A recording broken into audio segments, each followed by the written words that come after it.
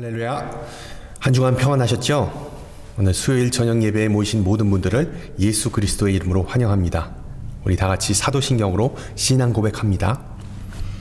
전능하사 천지를 만드신 하나님 아버지를 내가 믿사오며 그 외아들 우리 주 예수 그리스도를 믿사오니 이는 성령으로 잉태하사 동정녀 마리아에게 나시고 본디오 빌라도에게 고난을 받으사 십자가에 못 박혀 죽으시고 장사한 지 사흘 만에 죽은 자 가운데서 다시 살아나시며 하늘에 오르사 전능하신 하나님 우편에 앉아 계시다가 저리로서 산자와 죽은 자를 심판하러 오시리라. 성령을 믿사오며 거룩한 공예와 성도가 서로 교통하는 것과 죄를 사해 주시는 것과 몸이 다시 사는 것과 영원히 사는 것을 믿사옵나이다. 아멘. 우리 함께 찬송가 429장 예전 찬송가 489장 하시겠습니다. 429장 세상 모든 풍파 너를 흔들어. 세상 모든 풍파 너를 흔들어 약한 마음 낙심하게 될 때에 내려주신 주의 복을 세어라. 주의 크신 복을 내가 알리라. 받은 복을 세어 보아라. 크신 복을 내가 알리라. 받은 복을 세어 보아라. 주의 크신 복을 내가 알리라.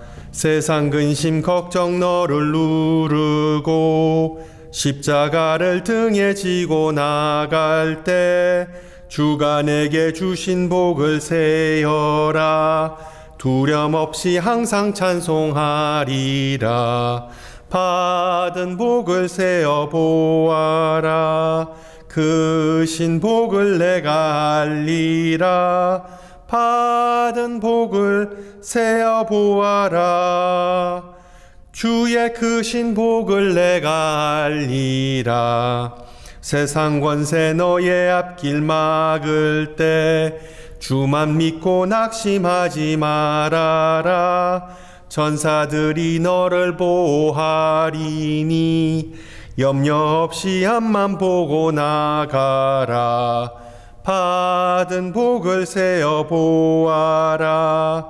크신 복을 내가 알리라. 받은 복을 세어 보아라. 주의 크신 복을 내가 알리라. 아멘. 하나님께서 오늘 저녁 우리에게 준 말씀 신약 성경 에베소서 1장 3절에서 10절 말씀입니다. 제가 가진 성경으로 신약 309페이지입니다. 에베소서 1장 3절에서 10절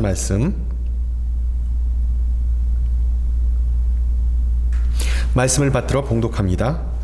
찬송하리로다. 하나님 곧 우리 주 예수 그리스도의 아버지께서 그리스도 안에서 하늘에 속한 모든 신령한 복을 우리에게 주시되 곧 창세전에 그리스도 안에서 우리를 택하사 우리로 사랑 안에서 그 앞에 거룩하고 흠이 없게 하시려고 그 기쁘신 뜻대로 우리를 예정하사 예수 그리스도로 말미암아 자기의 아들들이 되게 하셨으니 이는 그가 사랑하시는 자 안에서 우리에게 거저 주시는 바 그의 은혜의 영광을 찬송하게 하려는 것이라. 우리는 그리스도 안에서 그의 은혜의 풍성함을 따라 그의 피로 말미암아 속량 곧 죄사함을 받았느니라. 이는 그가 모든 지혜와 총명을 우리에게 넘치게 하사 그 뜻의 비밀을 우리에게 알리신 것이요 그의 기뻐하심을 따라 그리스도 안에서 때가 찬 경륜을 위하여 예정하신 것이니 하늘에 있는 것이나 땅에 있는 것이 다 그리스도 안에서 통일되게 하려 하심이라. 아멘. 한글 킹 제임스 성경은 오늘 본문 3절을 다음과 같이 번역합니다. 그리스도 안에서 천상에 있는 모든 영적인 복으로 우리에게 복 주시는 우리 주 예수 그리스도의 하나님 아버지는 복되시도다. 영적인 복 주시는 그리고 복되시도다. 보다시피 이 복이란 단어를 3번이나 반복합니다.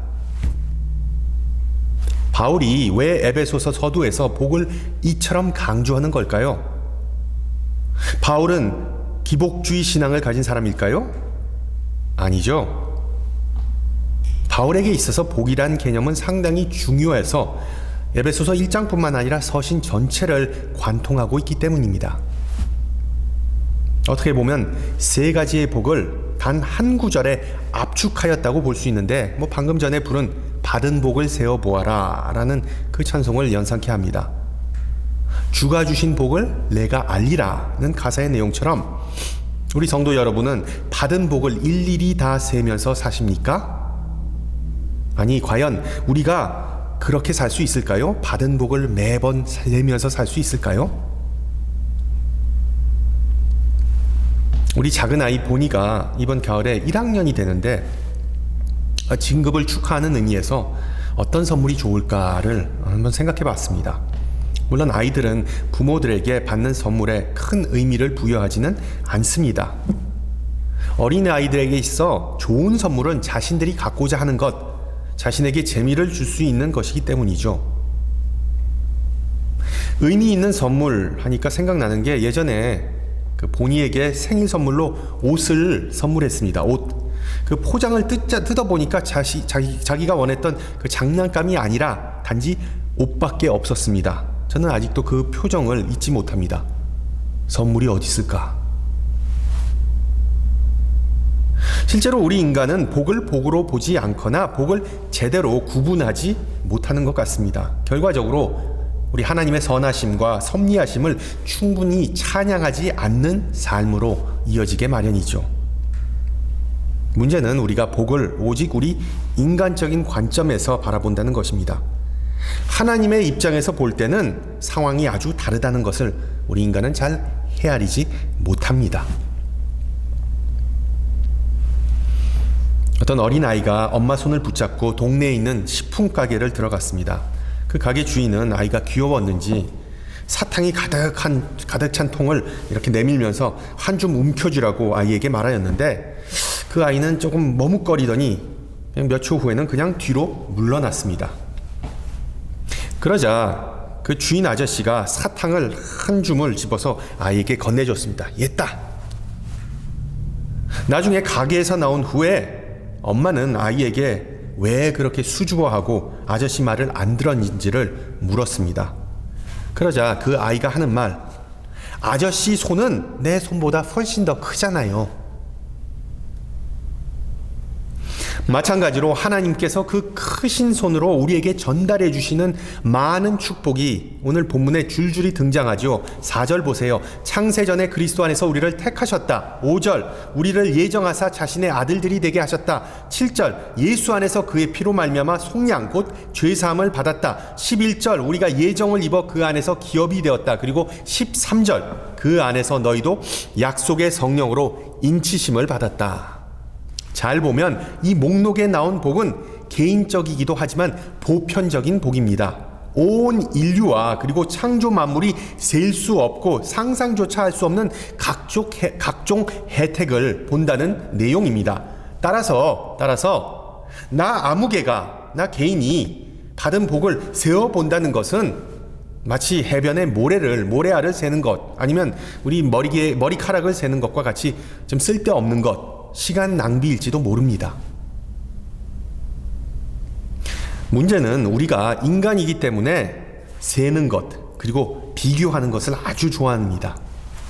내가 받은 복을 세어본 후에 남이 이웃이 받은 복을 세어보면 내가 받은 복이 하찮아 보이기도 하고 아예 복을 못 받은 것 같은 느낌이 드는 생각은 도대체 어디에서 기인한 것일까요? 정말 받은 복을 세어보면 남의 떡이 커 보이고 사돈이 땅을 사서 배가 아픈 그 느낌을 떨쳐버리기 쉽지 않습니다. 일단 인간의 그 욕망과 질투심을 잠시 제쳐두고 이렇게 생각하면 어떨까요? 이 성공과 실패, 이익과 손해, 그리고 좋은 추억과 나쁜 추억과 같은 것들을 일일이 파악하고 구분하는 것은 결코 나쁘다고 할 수는 없습니다. 왜? 인생이라고 일컫는 우리의 경험 또는 여정 가운데서 내가 지금 어디쯤에 왔는지 알고자 하는 것은 인지상정이기 때문이죠. 따라서 복을 인식하고 구분하는 것은 너무나 자연스러운 일이고, 오늘 본문에서 바울도 자기 자신이 받은 복을 일일이 정리하고 있습니다. 한마디로 그는 내가 받은 복이 셀 수 없이 많다라는 그 고백을 합니다. 우리 성도 여러분도 이와 같은 고백을 하시는지요? 요즘 살면서 축복받았다는 느낌이 별로 들지 않는 것이 또한 사실입니다. 작년 그리고 금년까지 계속해서 이어져온 이 코로나19, 그리고 불안한 정치 현황, 인종차별, 그리고 각종 총기 사건들만 놓고 보더라도 이 미국이라는 나라가 심히 분열되고 문제가 많다는 것을 부인할 수 없는 노릇입니다. 아마도 이런 격동의 시대를 살면서 대부분의 사람들은 지치고 그리고 스트레스를 받고 마치 광야 생활을 하던 이스라엘 민족처럼 축복은 온데간데 없고 보이지도 않고 오직 불평 분노를 남발하는 그런 문화를 만들었다는 그런 생각이 들기도 합니다. 물론 여러분은 다 영적으로 성숙하여서 그런 경우는 없으리라고 믿지만 어쨌든 요즘 시대에 복을 논한다는 것 자체가 쉽지는 않습니다. 물론 우리가 뒤를 돌아보면 과거에 우리가 행복했다는 느낌, 우리가 복된 삶을 살았다는 생각이 들지만 현재로서는 그런 감동이 잘 전해지지가 않습니다. 그런 면에 있어 오늘 함께 읽은 에베소서는 우리 그리스도인들이 축복이라는 개념을 다시 한번 생각하고 다시 정리하고 그리고 다시 분별해야 할 필요성을 강조하고 있습니다. 앞서 바울이 언급한 축복을, 수많은 축복을 말씀드렸지만 그 축복들을 살펴보기 전에 우선 축복, 영어로 blessing이라는 단어를 조금 더 우리 생각해 보고자 합니다. 이 영어에서 축복, 즉 blessing은 이 명사일 수도 있고 아니면 동사일 수도 있습니다. 명사일 경우 이 blessing, 축복이라는 단어는 여러 가지 의미를 갖고 있습니다. 그러니까 예를 들어 say a blessing 하면 축복을 말하다라는 뜻이 아니라 감사 기도하라는 그런 의미가 강합니다. 그리고 give a blessing 이라고 하면 부모로부터 만약에 자녀의 결혼을 허락받는다, 그러니까 축복받는다, 허락받는다라는 의미도 됩니다. 그리고 be a blessing은 내가 누구에게 어떤 축복이 되는 사람이라는 뜻도 있겠지만 누구에게 큰 기쁨이 된다는 뜻이 있습니다. 보다시피 축복은 감사, 기도, 인정, 그리고 기쁨을 수반합니다. 그러나 축복은 동사, 즉 하나의 행동을 의미하기도 합니다. 예를 들어 예배를 끝으로 목사가 회중에게 축복하는 것, 즉 축도하는 것을 의미합니다. 비슷한 맥락에서 오늘 본문 3절을 보면 아버지께서 천상에 있는 모든 영적인 복으로 명사, 우리에게 복을 주셨다. 동사. 이 표현에서 드러나듯이 축복은 명사와 동사로 동시에 사용되었습니다.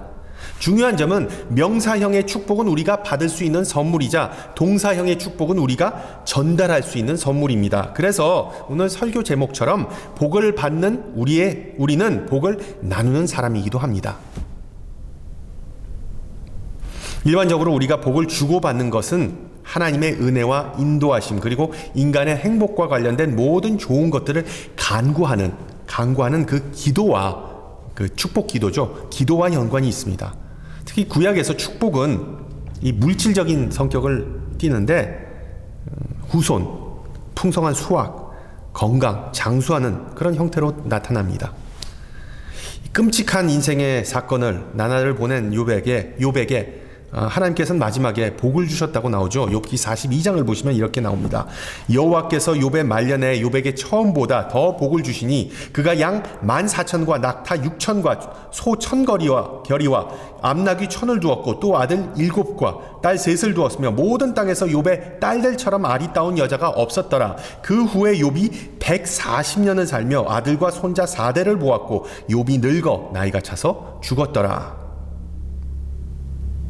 마찬가지로 하나님의 축복이 이 기도문 형식으로 나오는 가장 유명한 사례는 바로 민수기 6장에 있는 아론의 축도이죠. 여호와는 내게 복을 주시고 너를 지키시기를 원하며 여호와는 그의 얼굴을 내게 비추사 은혜 베푸시기를 원하며 여호와는 그 얼굴을 내게 향하여 드사 평강 주시기를 원하노라. 그런데 신약으로 넘어오면서 이 축복은 주로 물질적인 성격에서 영적인 성격을 띠게 됩니다. 오늘 에베소서에 나온 복들이 그렇고 또 신약에 다른 많은 사례들이 있습니다. 그 중에서 우리가 잘 아는 마태복음 5장에 산상수훈에 나온 팔복이 있죠. 필자는 또 원래 8가지가 아니라 9가지라는 구복이라고 부르는데 8가지건 9가지건 많은 복입니다. 그 중에서 우리가 잘 아는 마태복음 5장의 산상수훈에 나온 그 팔복 중에서 그 팔복은 그 기존의 상식을 완전히 파괴한다는 점에 있어서 상당히 특별한 그러한 복입니다.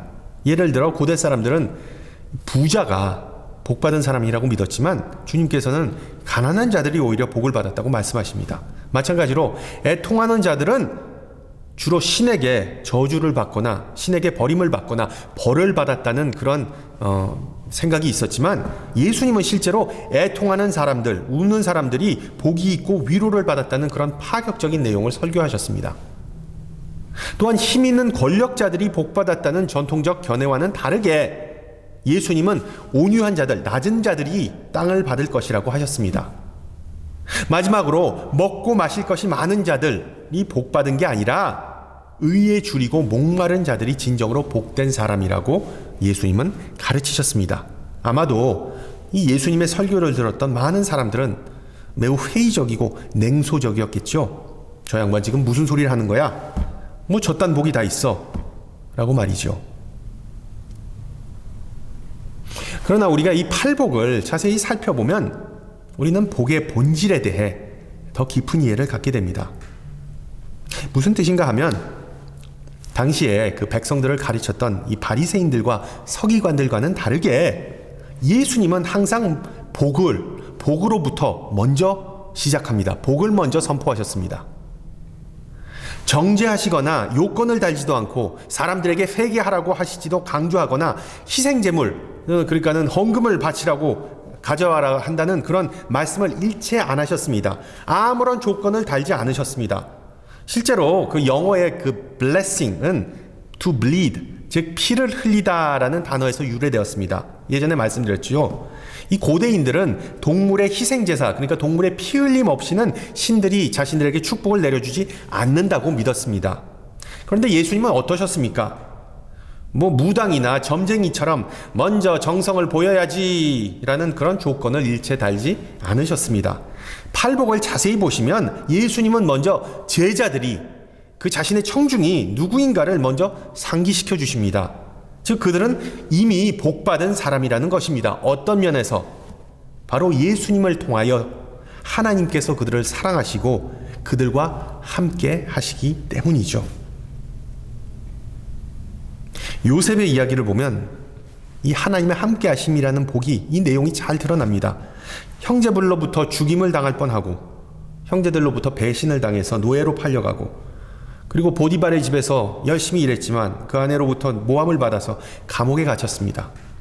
그럼에도 불구하고 하나님께서 요셉에게 복 주시고 요셉이 형통하였다고 성경은 분명히 기록하고 있습니다.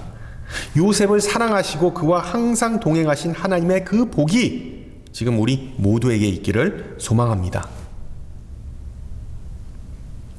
따라서 제자들이 앞으로 무슨 내용을 배우든 무슨 일을 하든 그 모든 것들은 결국 그들이 지금 하나님으로부터 받은 믿음, 신분, 지식에서 기인한다는 점을 예수님은 말씀하는 것입니다. 하나님의 자녀라는 새로운 신분, 이 새로운 복을 아무런 조건 없이 부여받은 제자들은 이제 다른 이들에게 욕하거나 서로 드자비질하거나 저주하지 말고 그 복을, 그 받은 은혜를 온전히 나누어야 한다는 뜻이죠. 바꿔 말하면 12제자들과 우리 신앙인들은 하나님이라는 고용주 밑에서 봉급을 받으면서 9시에서부터 5시까지 성과를 올리고자 죽어라 하고 일하는 그런 어떤 회사원들이 아니라는 점입니다. 우리가 복을 받기 위해서 정의, 사랑, 인애, 겸손 같은 추상적인 가치관들을 실현하기 위해 애쓸 필요가 전혀 없다는 뜻입니다. 그건 오직 율법주의자들만이 갖는 태도이죠. 우리 신앙인들은 정의, 사랑, 인애와 겸손을 구현할 능력과 잠재력이 충분히 있습니다. 하나님은 우리를 이미 그리고 항상 축복하셨기 때문입니다. 할렐루야. 비슷한 맥락에서 야고보 사도는 시험을 참는 이에게 주어지는 복을 말하면서 시련을 견뎌낸 자가 주께서 자기를 사랑하는 자들에게 약속하신 그 생명의 면류관을 얻을 것이기 때문이라고 설명합니다. 우리 신앙인들이 선으로 악을 이기고 유혹을 물리칠 수 있는 이유는 그리스도께서 우리 안에 계시면서 우리의 새로운 신분을 꾸준히 상기시켜 주시기 때문이죠. 오늘 읽은 본문에 상당히 많은 복이 열거되는 것을 우리가 살펴보았는데, 도대체 하나님께서 우리에게 왜 복을 주셨는가? 라는 질문에 바울은 우리를 창조전에 선택하셨다라고 답합니다. 이 내용 구약에도 많이 나오는 내용이죠. 우리는 하나님의 자녀로서 그리스도의 피를 통하여 우리의 모든 죄와 허물이 용서를 받았습니다. 하나님의 용서하심, 죄 사함이 영적인 복 가운데서도 으뜸이란 것을 우리는 성경 공부를 통해서 숱하게 배웠지만, 죄 사함을 그리고 구원을 참된 축복이라고 실감하는 적이 많이 없는 것 또한 사실입니다. 마치 우리 작은 아이가 옷은 당연히 선물이 아니라고 생각하는 것과 같은 이치라는 것이죠. 지금과 같이 영적으로 메마르고 조금만 잘못해도 실수해도 으르렁거리고 양극화된 세상 속에서 용서는 참 시원하고 달콤한 샘물과 같은 그런 단어입니다. 가족 간에, 친구 간에, 이웃 간에, 그리고 교인들 간에 크고 작은 실수를 범하였을 때 상대방이 모른 척 너그럽게 넘어가주면 얼마나 고맙습니까? 그렇기 때문에 바울은 에베소 교인들에게 하나님의 용서하심을 계속해서 상기시켜 주는 것입니다. 즉, 하나님은 뒤끝이 없는 분이시다. 너희에게 신경질 내거나 꼬투리 잡는 분이 아니다. 다 깨끗하게 잊어버리시고 새롭게 시작하는 분이시다. 그러니까 너희들도 뒤끝 없이 쿨하게 서로 용납하면서 살아야 한다. 부전자전, like father, like son 이라는 표현을 싫어하는 사람도 있지만, 우리 신앙인들이 하늘의 아버지를 닮았다는 것은 정말 큰 축복이 아니겠습니까? 특히 지금과 같은 때 내 코가 석자이지만 우리 좀 서로 칭찬하고 축복하면 얼마나 좋습니까? 예수의 제자들에게 서로 축복하면서 사는 것, 자신들이 받은 축복을 서로 나누면서 사는 길 외에는 다른 길이 없다는 점을 바울은 지적하고 있는 것입니다. 3절의 내용처럼 우리는 이제 모든 영적인 복을 받았기 때문에 그 보이지 않는 복을 보이는 방법을 통해서 다른 이들과 나누는 삶을 살라는 의미입니다. 모든 언행에 있어 복을 주는 사람, 복이 행동으로 드러나는 사람이 되는 것, 참 얼마나 귀하고 멋진 모습일까요? 우리가 항상 염두에 둘 부분은 보이지 않는 복을 행동으로 옮긴다는 것이 때로는 상당한 위험을 수반한다는 것입니다. 어느 부부가 많은 손님을 저녁 식사에 초대했습니다. 식탁에 앉아서 아빠가 6살 된 딸에게 부탁합니다. 딸아, 식사를 위해 축복 기도를 해주겠니? 그러자 뻘쭘한 딸은 아빠에게 속삭입니다. 무슨 말을 해야 할지 모르겠어요. 그러자 아빠는 대답했습니다. 괜찮아. 너희 엄마가 자주 하는 말을 그대로 따라하면 돼. 그러자 딸은 이렇게 기도했습니다. 주여, 도대체 이 인간은 왜 이렇게 많은 사람을 식사에 초대했는지 모르겠어요. 참된 축복을 경험한 사람들은 위험하지 않습니다. 성과 속, sacred와 그리고 secular, 성과 속을 구분하지 않는데, 하나님의 축복은 보이지 않을 뿐더러 보이기도 합니다. 하늘뿐만 아니라 땅에서도 동일하게 드러나기 때문입니다. 이 사도행전에 나온 바울은 이 난파, 채찍질, 수감, 모함, 동료들의 오해, 그리고 질병과 같은 절망적인 상황에 처했지만 그는 자신이 축복받았다고 한결같이 고백합니다. 어떤 날은 축복받았고 어떤 날은 재수가 없는 날이 아니었다는 것이죠. 하나님은 변함없고 신실하시기 때문에 하나님의 축복 안에서 바울은 늘 숨쉬고 살아갔음을 기억하시기 바랍니다. 하나님의 축복에 항상 감사하는 이런 모습은 바울이 난 사람이었다고 생각할 수도 있겠지만 그의 유대교적, 바리새적인 그런 성장 배경에서 기인하는 것으로도 보입니다. 유대교에는 브라카, 즉 축복, 아니면 축복 기도문이 수도 없이 많습니다. 이 유대인들은 온갖 종류의 기록된 그 축복 기도문을 가지고 있습니다. 그래서 정치 지도자들을 만날 때 하는 축복문, 랍비들을 만날 때, 심지어는 미워하는 인간을 만날 때 하는 축복 기도문도 있습니다. 재미있는 점은 이 미워하는 사람, 모진 사람들을 만날 때의 축복문은 축복이 아니라 문자적으로 일종의 저주 기도문입니다. 또한 석양, 하늘의 해와 달, 별, 무지개, 만남과 헤어짐, 비보와 같은 때, 그리고 빵과 음식, 고기와 채소를 위한 각각의 기도문, 축복 기도문, 보다시피 온갖 축도가 존재합니다. 안타깝게도 우리 개신교 전통에서는 이 축복 혹은 축도가 이 목사의 전유문이라는 잘못된 믿음이 존재합니다. 그래서 목사가 축복하는 것이 성도가 축복하는 것보다 더 낫다는 믿음. 그것은 어떻게 보면 마치 사제가 예식의 중심이라는 로마 캐톨릭 교회적인 그런 발상입니다.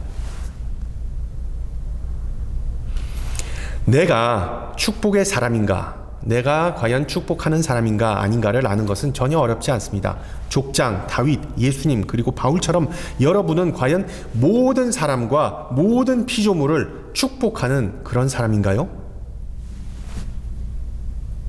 랍비들이 기록한 문헌 탈무드는 다음과 같이 말합니다. 매일 100개의 축복을 외우도록 하라, 읊도록 하라. 깨어있는 시간마다, 매 시간마다 10개씩 외우도록 하여라. 좀 과장된 표현이기도 하지만 이 말의 요점은 무엇입니까? 바로 우리가 살아 숨쉬는 동안 우리 주변의 모든 이들과 이 세상에 대해 항상 감사와 기도로 응답하라는 뜻입니다. 실제로 바울은 다메섹 도상에서의 회심 이후에도 이런 바리새적인 유대교적인 전통을 잘 보존하고 지켰던 것으로 오늘 서신의 내용을 통해서 볼 수가 있습니다.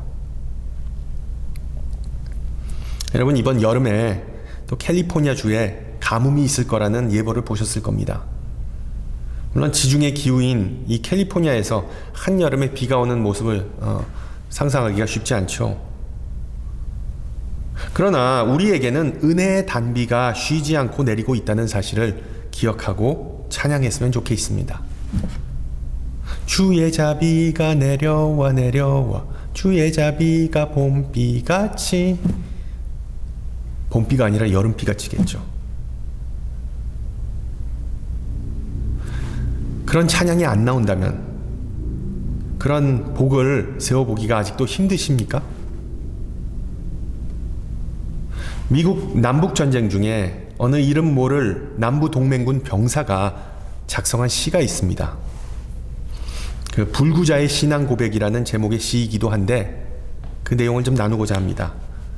나는 신에게 내가 원하는 모든 걸 이룰 수 있도록 강하게 만들어 달라고 부탁했다. 하지만 신은 겸손해지는 법을 배우도록 나를 약하게 만들었다. 나는 신에게 큰 일을 할 수 있도록 건강을 달라고 부탁했다. 하지만 신은 더 의미 있는 일을 하도록 허약함을 주셨다. 나는 신에게 행복할 수 있도록 부자가 되게 해달라고 부탁했다. 하지만 나는 가난을 선물 받았다.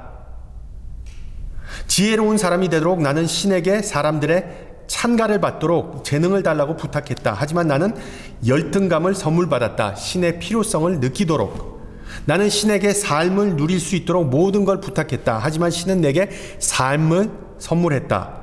모든 것을 누릴 수 있도록. 나는 내가 부탁한 것을 하나도 받지 못했지만 내게 필요한 모든 걸 선물 받았다. 나는 작은 존재임에도 불구하고 신은 내 무언의 기도를 다 들어주셨다. 모든 사람들 중에서 나는 가장 축복받은 사람이다. 아멘. 그렇습니다, 여러분. 하나님께서는 우리 모두에게 하늘과 땅의 신령한 복을 내려주셨습니다. 이번 한 주 동안 우리가 하루에 누리는 최소한 10가지의 그런 복을 발견하는 귀한 은혜가 있기를 주님의 이름으로 축원합니다. 함께 기도합니다. 사랑이 많으신 하나님, 우리를 자녀 삼으시고 아낌없는 사랑과 일용할 양식과 지혜를 주심을 감사드립니다. 우리에게 부어주시는 수많은 복을 보지 못하고 그 은혜를 외면하고 잊고 사는 우리의 허물을 주님께 고백합니다. 비록 하나님의 은혜와 사랑과 축복을 우리는 다 헤아릴 수 없지만 항상 찬양과 감사로 살기를 소망합니다. 자녀된 자로서 주님의 음성에 귀를 기울이고 계명에 순종하며 우리 자신을 의지하지 말고 부모에게 모든 것을 의지하는 아이처럼 주님만을 의지하고 신뢰하게 하옵소서. 우리 자신보다 우리를 더 잘 아는 하나님이심을 항상 기억하며 믿음으로 자라는 역사가 있기를 간구합니다. 이 시간 우리 교회의 모든 직분자들과 이 나라와 세계의 모든 위정자들을 위해 기도합니다. 항상 겸손한 마음으로 작은 자들까지 잘 섬기게 하옵소서. 이 시간 자유롭게 모여서 예배할 수 있는 은혜를 누리지 못하고 복음을 위해 위험을 감수하는 주님의 종들을 위하여 기도합니다. 이 시간 몸과 마음의 질고로 인하여 특히 코로나로 인하여 고통받거나 사랑하는 이들을 잃은 이들을 위해 기도합니다. 그리고 졸업하는 우리 자녀들을 위해 기도하오니 그들의 발걸음을 인도하시고 지켜주시옵소서. 함께 주님 가르쳐 주신 기도합니다. 하늘에 계신 우리 아버지여, 이름이 거룩히 여김을 받으시오며 나라의 임하옵시며 뜻이 하늘에서 이룬 것 같이 땅에서도 이루어지이다.